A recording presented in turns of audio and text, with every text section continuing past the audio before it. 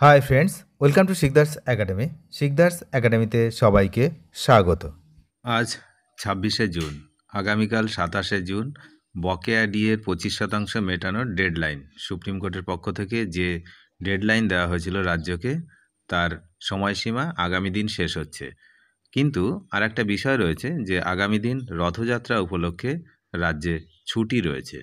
তো আজকেই কি প্রকাশ হচ্ছে বকেয়া ডিএর বিজ্ঞপ্তি? রাজ্য সরকারি কর্মীদের চরম কিন্তু উত্তেজনা এই মুহূর্তে রয়েছে।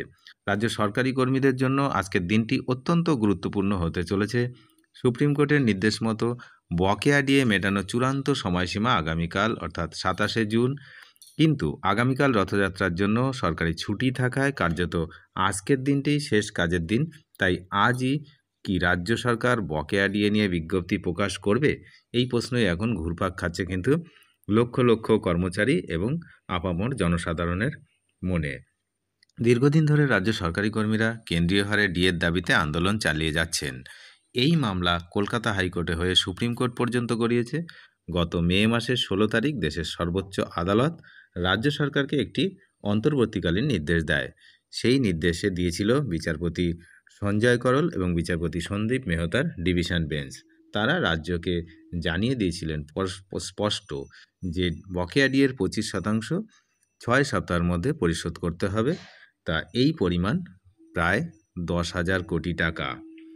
তো এখনও পর্যন্ত সরকারের পক্ষ থেকে কোনোরূপ কোনো বিজ্ঞপ্তি প্রকাশ করা হয়নি, যেটা ১৫ই জুন, গত ১৫ই জুন বিজ্ঞপ্তি প্রকাশ করার লাস্ট ডেট পেরিয়ে গেছে।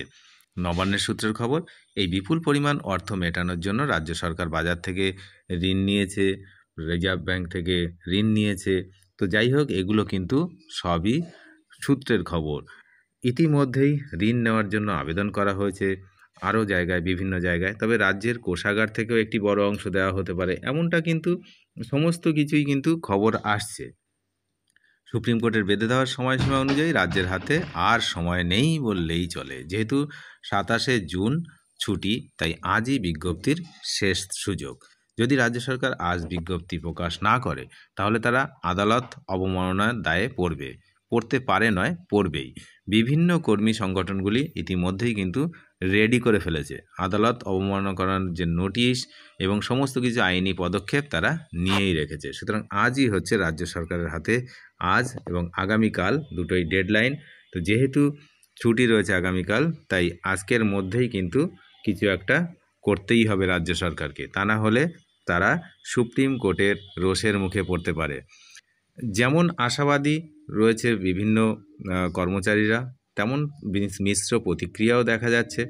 কেউ কেউ বলছে কিছুই হবে না, দেবেই না, আবার কেউ কেউ বলছে না, দিয়ে দেবে। তো এই নিয়ে কিন্তু এখন টানাপোড়েন চলছে বিভিন্ন জায়গায়। বিভিন্ন মতামতের লোকজন সবাই বিভিন্ন রকম কথাবার্তা বলছে। তবে যত সময় না এই টাকা হাতে আসছে, তত সময় কেউ কিন্তু বিষয়টার উপরে একটুও বিশ্বাস করছেন না। এই বকেয়া ডিএটা অত্যন্ত জরুরি ফ্যামিলি পেনশনার এবং পেনশনভোগীদের জন্য বিশেষ করে।